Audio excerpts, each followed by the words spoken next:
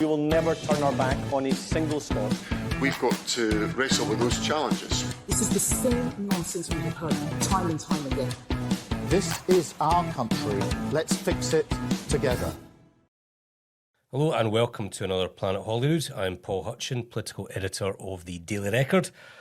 I want to bring our two best commentators to the podcast today, but they weren't available, so we've had to make do with Daily Record head of news Mark Smith and Douglas Dickey of the Scottish Daily Express. How are you both today? You too, Paul. Nice to see you too. All good, comrades? All good. Fighting a good fight. So we don't normally focus on the smaller fringe parties, but we're going to make an exception this week. The Conservatives, remember them, are in Manchester for, I think it's called their annual conference. Now, basically, to cut a long story short, they're trying to out-reform reform. I mean, they've got this policy of pulling out of the ECHR. Robert Jenrick has been bashing judges, and now they've tried to pivot to the economy, saying that they're the party of economic credibility, even though that they drove the economy in a ditch when they were last in power. Smitty, I mean, are the Tories dead or are they just dying? I think they're almost there in terms of the dead frequency. And if ever a political movement deserved a swift death, then it's the Tories. People forget, I think, because Kemi Badenoch's quite an impressive figure in many ways, you know what I mean? But the party represents a way of looking at the world and an economic theory whose time is simply gone. There is no justification anymore, really, for the Tories. They only really existed as a party because they managed to convince a lot of working class people that the interests of the super rich were also their interests. And that's why they've managed to be a major electoral force in UK politics for so long. That was always a lie. It was always a complete fabrication. And now they're getting their just desserts. I think I'll happily dance on their grave when the inevitable happens. So, Doug, in terms of the Express, are you ready to give the corpse the kiss of life, or are you going to walk past the body and move to reform? Well, first of all, I wish you'd come off the fence sometimes, Smitty. You know, just say what you feel now and again. Well, sorry. But I think it's well to kind of dismiss, the Tories' history here in such simple terms. We're talking about probably the most successful political party in Western history, maybe. But right now, things look really, really grim for them. They're being, they're losing support from the right and to the comparative left. They're just between a rock and a hard place, and we see it all over Europe when, traditional centre-right parties try and outright a new kid on the block. It doesn't work. Why vote for the Diet Coke version when you've got the full fat thing there? So it's very hard to see where they go from here.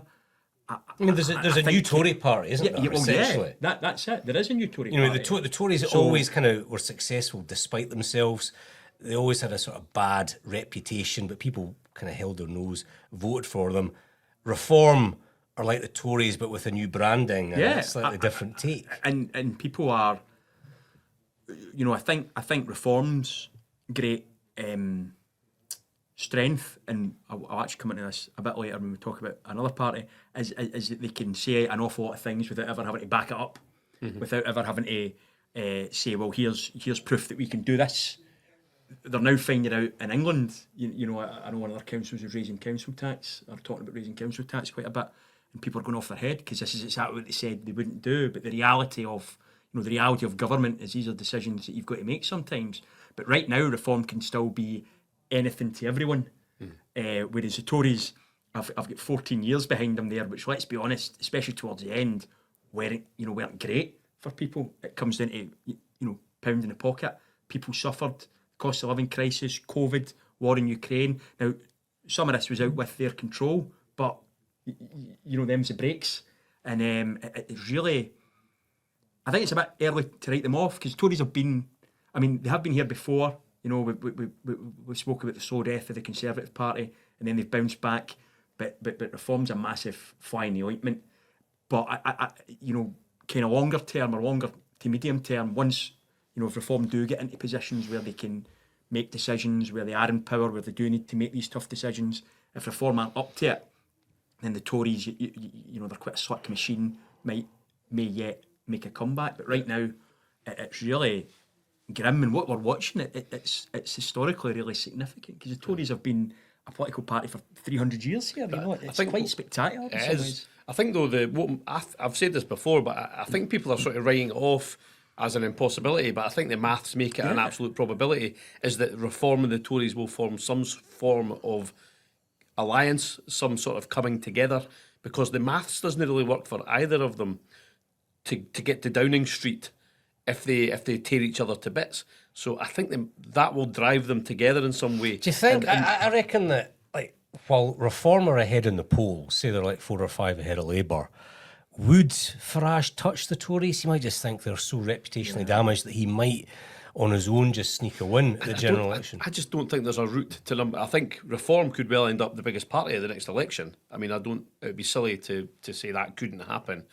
But the route to number 10 for him, if you look at winning a large number of constituencies, is really difficult unless they do a deal with the Tories, that the Tories take the south, Reform take the north, or they don't start. They come to some formal pact in a way where they both stand as a unified right wing group. I think that's the only way that the Tories will cling on to power.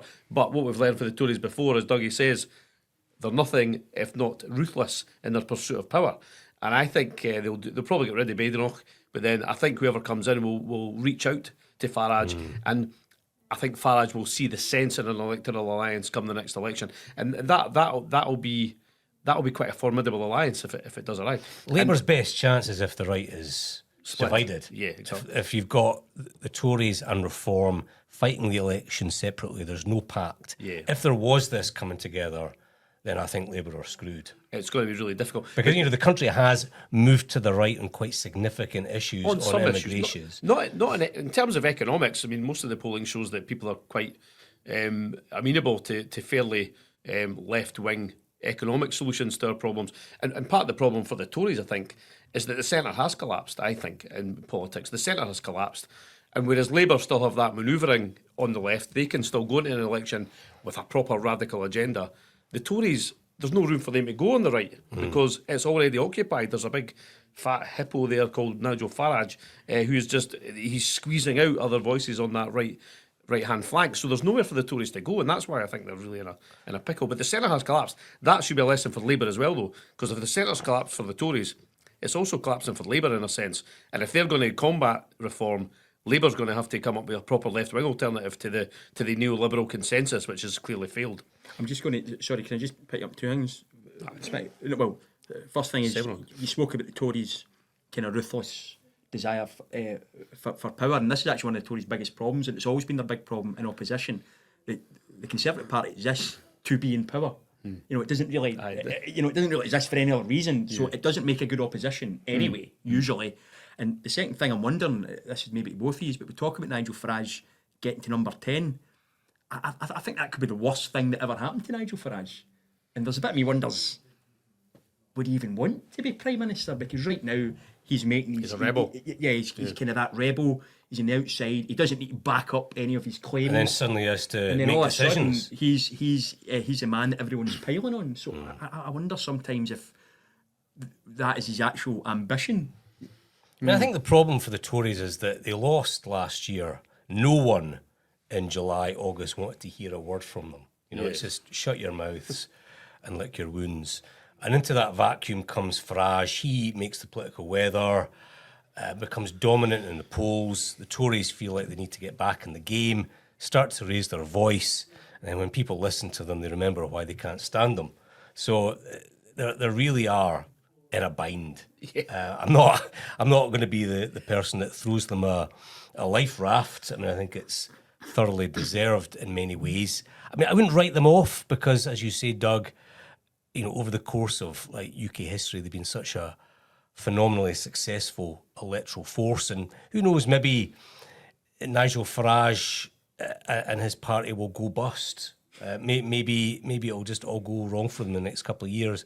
I doubt that. I mean, I think that the next election you're looking at a two-way battle between Labour and Reform, and the Conservatives probably winning about 50 seats, which is incredible given their dominance over the last 15 years. But, you know, in a Scottish context as well, Russell Finlay was down in Manchester talking a good game, as he does.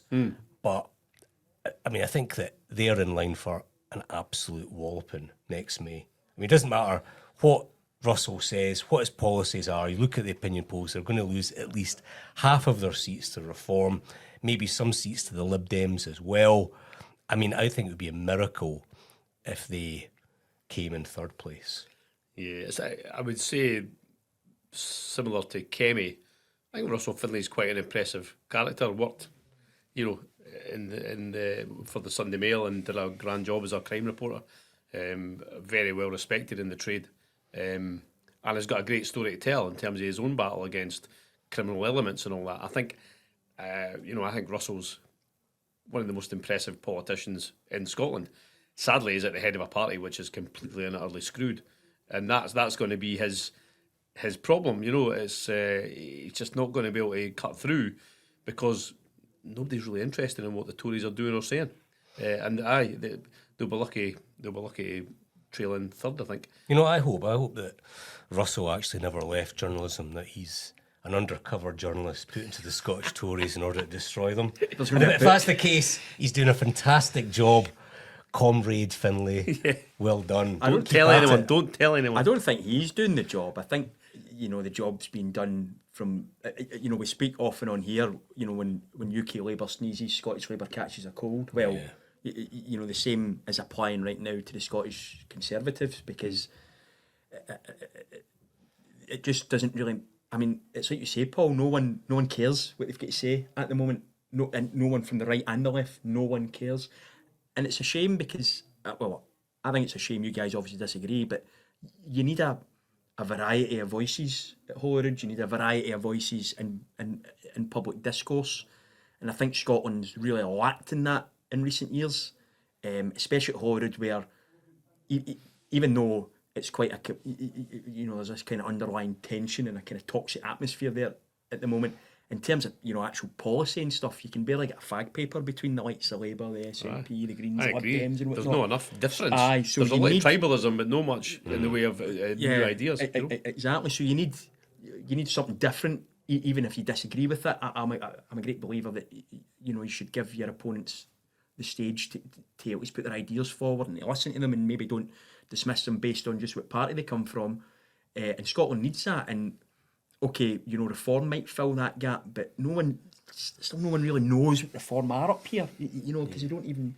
So many of them are opportunists. Yeah, you know, they're people pretending to be Reform, but you just know that they're disaffected Tories who want to become an MSP and get 80 grand a year. They basically see where, you know, which way the sun's shining, so they're we saw at the Rutherglen by-election, though, they do attract, you know, out-and-out racists and fascists into their ranks. And they end up being a lot of the sort of worker bees at the bottom of the rung that do a lot of the labour. You know, they're out there, you know, putting their banners over bridges and putting their flags up and all that. And these are the shock troops for Farage. You know, so I don't think people should ever be confused about Farage's true colours. You know, he is a far right person. He does harbour, I think, racist views. And, you know, the people that are pushing his agenda are often extremely unsavoury individuals that would have previously been living under a rock, but now they've been given a shoe up by this guy, you know. So, yeah. Welcome to Holyrood. Yeah. Sounds marvellous. Moving on, John Swinney announced his latest independence white papers, the latest Independence Groundhog Day announcement. This one is a fresh start for independence, which coincidentally was released just a few days before the SNP conference starts in Aberdeen. I'll sum it up. It's been claimed that an independent Scotland will leave the average Scot about 10 grand a year better off. If we become independent, pensions will be better. spending on benefits will be better. This is in spite of the fact that an independent Scotland would start off with a £14 billion a year deficit.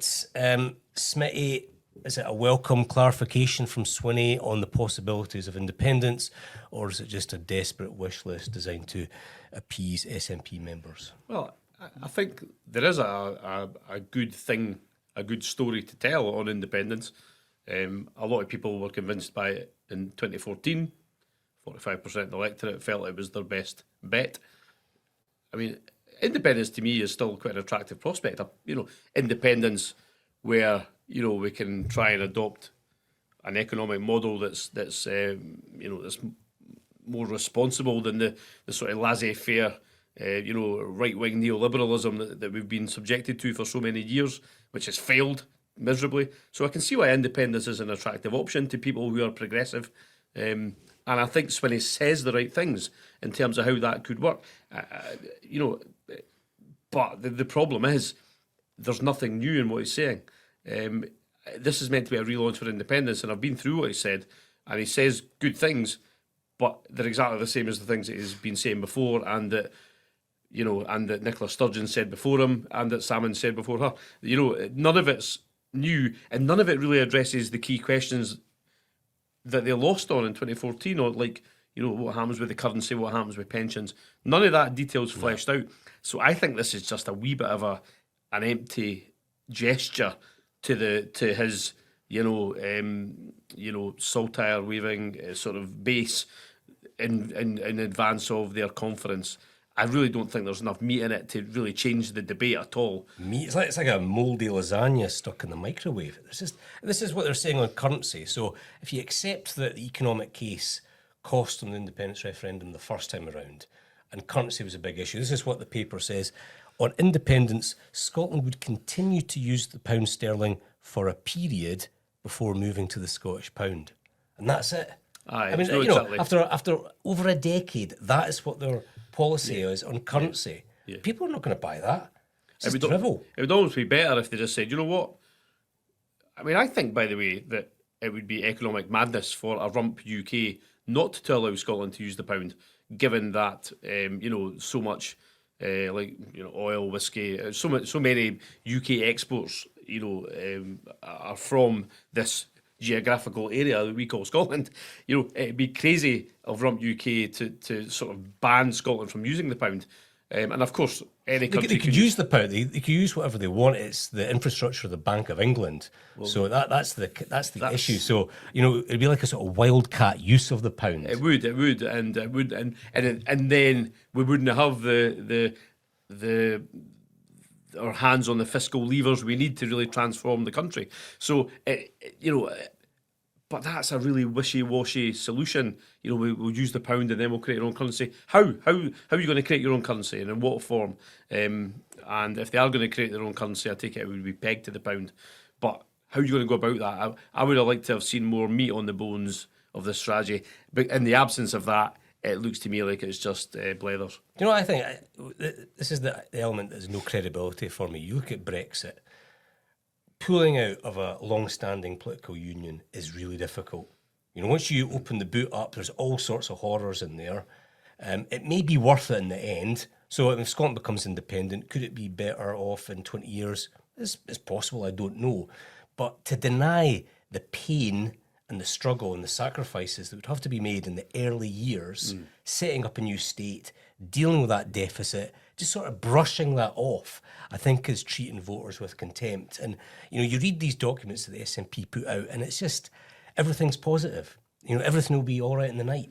But that's where, I was talking earlier about Farage right now can be everything to anyone. John Swinney's in the same position. He can say you'll be £10,000 better off in independent Scotland. Well, he can't prove that, but he can say it. And then if we do become independent and we're not 10,000 better off, damage is done. So, this has always been the thing about the independence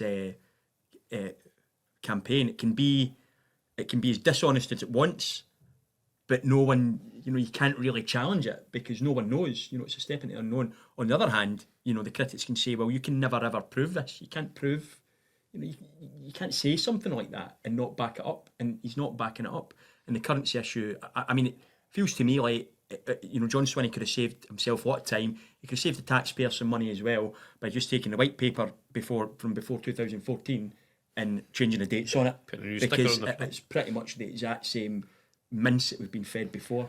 I mean, look, the SNP believe in independence. We have an SNP government. I don't think that it's reasonable to say that they should stop backing independence. And I expect these papers to come out. I just expect them to be better and to have an element of realism in them, rather than this sort of fairy tale that we keep getting that everything is going to be brilliant. And Well, maybe that's because there isn't that case. Well, I mean, that's if after and we say 10 years, but actually it's been a lot longer than that. Let's say 20 years, they still can't come up with a detailed plan about how it would work. Maybe that's because there isn't one.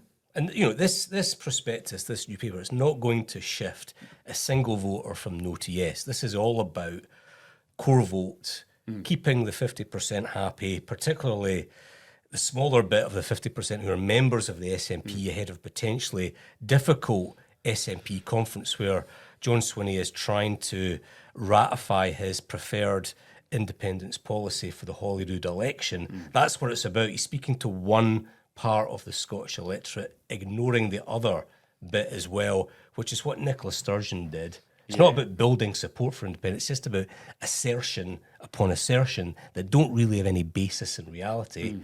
But will it be enough to win them the next election? It might be, because their core vote is much bigger than any other parties.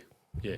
That 40%, as we've said before, will be enough to see them over the line next year, you would think, unless there's a catastrophic decline. And I think John Swinney is quite good at managing that sort of bubbling along nicely in the opinion polls. I mean, part of his reasoning at the launch today was that devolution's reached the limits of its usefulness, and that Westminster's kind of holding Scotland back. He can only get away with saying that for so long. I mean, the SNP have been in power in Scotland for ages, and you struggle to come up with the child payment. Scottish child payment's good. I mean, that helps a lot of struggling families, and there are some things that they've done. But in terms of transforming Scotland, in terms of transformational policies, they're just not there, and they've never been there. I mean, I've heard it said that the biggest achievement at the Scottish Parliament is the smoking ban. It's like, well, if the best thing the Scottish Parliament's done is made my favourite pub smell like sick, then, because that's all the smoking ban did, then that's not great, is it, for a national parliament? If they're going to sell independence, they should really do a better job at governing Scotland in the first place. If you look at the failures of the NHS, that's not down to the limits of devolution, that's the limits of the SNP government. I think as well, like what he's basically saying, to me it's extraordinary that they're probably going to win this election, because John Swinney's pretty much coming out and saying we can't do any better within the framework that we're in. He's saying the SNP, we can't, we can't do anything else. Yeah. I mean, what an admission to make. Yeah. For me, that's an open go to other parties. You should be saying, well, we can make a difference within the framework we are, because like it or lump it, independence isn't happening anytime soon. So it's going to be, so people need to know how an SNP government would improve it now within the framework that's here. That's and he's saying we can't do it. That's so Labour's. Why are people going to vote for them? I know why people are going to vote for them. But Well, I mean, I tell you why. I spoke to Douglas Alexander, the new Scottish Secretary at Labour Conference last week, and he said that, in his view, there's about 30% of people who vote in elections, and they will agree that the handling of public services has been very poor by the SNP government, that the NHS is on its knees, the schools system is getting worse, but they will vote SNP regardless. They don't care about that. They want independence. They think independence is the route to a better society. So, to have 30% of voters in your back pocket, as it were, at the beginning of an election, regardless of the facts, that's a pretty good base from which to fight an election. But if their pitch to the electorate now is, well, we can't make anything better because we've taken it as far as we can, that's not a great message to sell the voters, is it? And that's what I was going to get to. Labour's historic opportunity here is to really drive home how they can use the powers of devolution to make your life better. Now, the powers are limited, but my word, there are plenty of powers there to use to actually try and make people's lives better in terms of public services, in terms of equality, in terms of tackling poverty. I think Labour, that's their challenge, is to make sure that every voter in Scotland knows that the SNP are finished in terms of improving public services.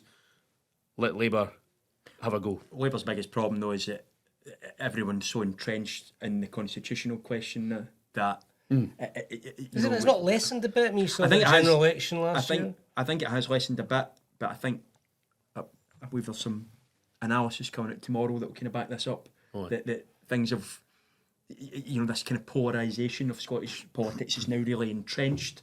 I think it has lessened a bit over the past couple of years, but I think it's still there, and that's Labour's problem, as well as a failing or a perceived to be failing government at UK level. I do think the polls will narrow as we get nearer and the focus turns on the SNP's record in government. But then, as we were saying earlier, there's a big Nigel Farage-shaped elephant in the room. But again, I wonder about Reform's ability to get their vote out on the day as well. So I had a story today. Alex Cole-Hamilton, leader of the Scottish Lib Dems, has offered himself as the next Deputy First Minister. You up for that, Smitty? Oh, well, maybe I could offer myself as the next Oscar-winning star of, the next James Bond film. or the next Hearts manager after Aye, they poached Derek McInnes. Aye, well, that I know you're a big fan of the Lib Dems, Smitty. I just thought I'd put that out there. Aye, thanks for that. I know. I look forward to Alex Cole-Hamilton's. We should have Ben in here after his admission of it being a Lib Dem voter. I think he's a tactical Lib Dem. I think so, yeah. Yes, yeah. Final subject. Obviously, this week it's the second anniversary of the October 7th massacre by Hamas terrorists.